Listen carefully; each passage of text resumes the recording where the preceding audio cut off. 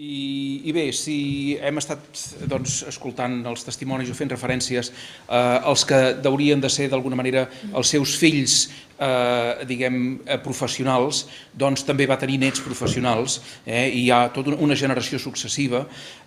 i en Francesc Fontbona n'és un dels primers d'aquests nets professionals d'en Gudiol, podríem dir-ne, i que a més comparteix amb ell una altra faceta i és la d'acadèmic, perquè en Gudiol també va arribar a ser acadèmic de Sant Jordi d'aquí a Barcelona i en Francesc ens en pot parlar també.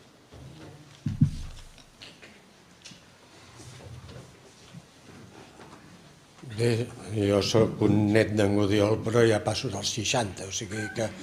això és el trànsit Glòria Mundi, no? Bé, la veritat és que jo vaig arribar aquí gairebé per casualitat a l'any 62, el 1962, per una de les coses que sempre agrairé més, i és que la meva escola, el Col·legi Sant Gregori, quan jo feia 5è de batxillerat, van tenir la bona idea, que només va durar 2 cursos, perquè després això era tan complicat que ja no ho van continuar fent, de dir que els alumnes a 5è de batxillerat podien començar a saber què era treballar. I aleshores ens van buscar una feina a les tardes a cada un dels alumnes d'aquell 5è de batxillerat i totes les classes es concentraven als matins. I tots ens van trobar una feina, evidentment eren feines d'estudiant, i a mi em va tocar aquí. I sempre més hauré de donar sort, gràcies als fats, que això s'hagués produït d'aquesta manera, perquè jo ja anava enfocat cap a lletres, però evidentment tothom et recomanava que si feies lletres fessis dret, perquè si anaves cap a filosofia i lletres, que segons deien no trobaries mai una sortida. I en Gudiol va ser la primera persona que em va dir: tu deixa't estar del dret i dedica't a la història de l'art, que ja tiraràs endavant, i per si no tenia prou empenta, em va regalar l'Ars Hispàniae sencer i em va donar tota mena d'ajuts i evidentment això va ser definitiu perquè jo em dediqués a la història de l'art, la qual cosa li haig de reconèixer amb ell la seva gran influència amb això. Quan jo vaig arribar aquí, jo sabia ja qui era en Gudiol, perquè vaig tenir la sort de ser fill d'un metge humanista que a casa tenia molts llibres d'història, molts llibres d'història de l'art, d'història de Catalunya, i per mi, que a més era fill únic, i els fills únics no es diverteixen tant amb els seus germans i són més concentrats en les coses, el nom de Josep Gudiol o J. Gudiol Ricart ja em sonava molt. Quan em vaig trobar treballant aquí al costat d'aquella persona que per mi ja era una celebritat, a mi la veritat és que durant bastant temps em tremolaven les cames, perquè pensava aquests senyors dels que surten en els llibres i jo què hi faig aquí al costat d'aquest senyor. I en Gudiol mai va actuar com un prepotent, sinó que sempre va actuar d'una manera molt amable, m'ensenyava, igual que abans la Rai s'ha dit que amb ell li ensenyava com es dissolien els pigments segons el lloc del quadre sobre el que actuaves, a mi me'n recordo una tarda inoblidable que vaig rebre una lliçó en directe del que era el mètode Morelià, que aleshores jo encara no tenia ni idea de què era el mètode Morelià. Vull dir, en Gudiol tenia la taula gran de dalt, tota plena d'un tema que després em sembla que tampoc va arribar mai a desenvolupar, però que era pintura aragonesa del segle XVI, i tenia tota la taula plena de detalls, aquests detalls magnífics que venien, evidentment, de l'Arxiu Mas i de campanyes fotogràfiques que havia anat fent, i em va anar ensenyant d'una manera pràctica com anaven lligant els anònims, no? I deia, fixa-t'hi amb les orelles i fixa-t'hi amb els ulls. I allò anava mirant les orelles i els ulls i diu, aquest a veure si en trobes un que s'hi assembli. I aleshores doncs dic, potser aquest, diu, sí, aquest s'hi assembla, mira, doncs aquests els posarem junts. I al final d'aquella tarda doncs ja teníem tota una sèrie de grups fets i diu, bueno, doncs tot això són uns anònims, alguns no eren anònims, recordo que alguns eren de Pedro de Ponte i altres eren d'altres, però que els havia anat juntant i després els àlbums corresponents de l'Institut Ametller doncs els anava reordenant i a vegades fins i tot donant a la manera del post i a la manera dels seus precedents donant un nom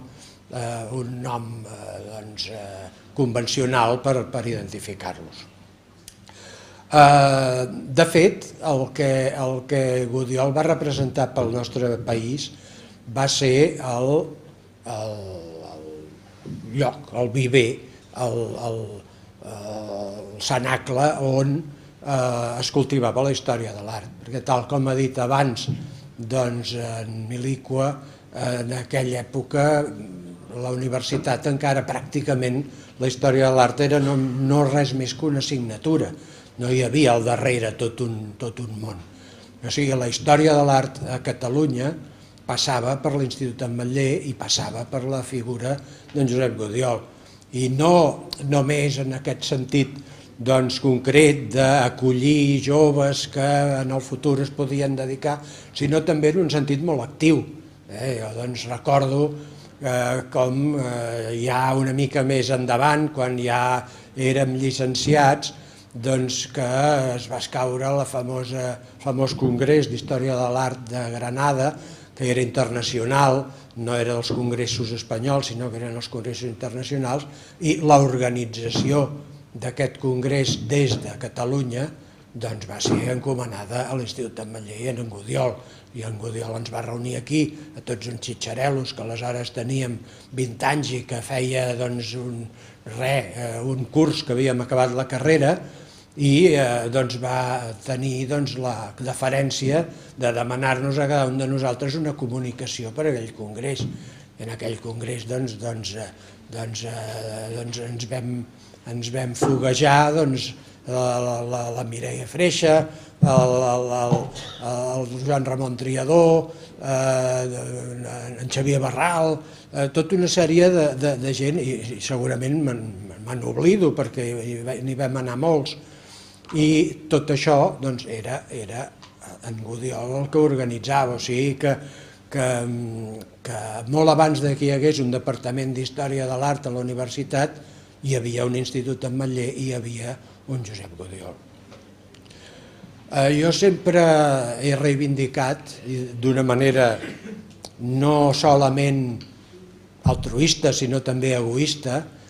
que el nostre ofici, l'ofici d'historiador de l'art, ha sigut bastant menystingut per la cultura catalana.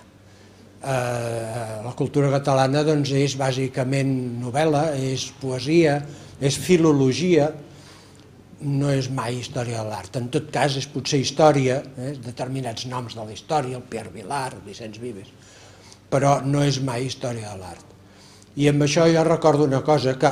fa poc la vaig posar per escrit en un article al Temps, i és que recordo que en Gudiol era un gran seguidor d'aquell programa que feia el Joaquín Soler Serrano, que es deia A Fondo, i que entrevistava durant una hora llarga amb un personatge del món de la cultura per televisió espanyola i que s'emetia per tot Espanya. I ell era un gran, i sempre me'n parlava i em deia: vas veure el diumenge passat, que em sembla que feien diumenge, l'entrevista a fulano, a l'Alberti, o en el, no sé qui, el Dalí, molts... I jo sempre pensava quin gran personatge de Fondo hauria sigut en Josep Gudiol. I en canvi no ho va ser mai, i això que el programa va durar molts anys, per una persona com ell, que havia salvat tresors artístics quan la guerra, que havia sigut professor als Estats Units, que s'havia exiliat, que havia fundat l'Institut Ametller, que havia tirat endavant totes aquestes publicacions, l'Ars Hispània i les monografies sobre els gòtics i els romànics. I aquest personatge, en canvi, que gaudia veient el programa a fondo, mai vaig veure que se li acudís pensar que ell hauria estat un dels millors personatges d'aquest programa. I res més. Moltes gràcies.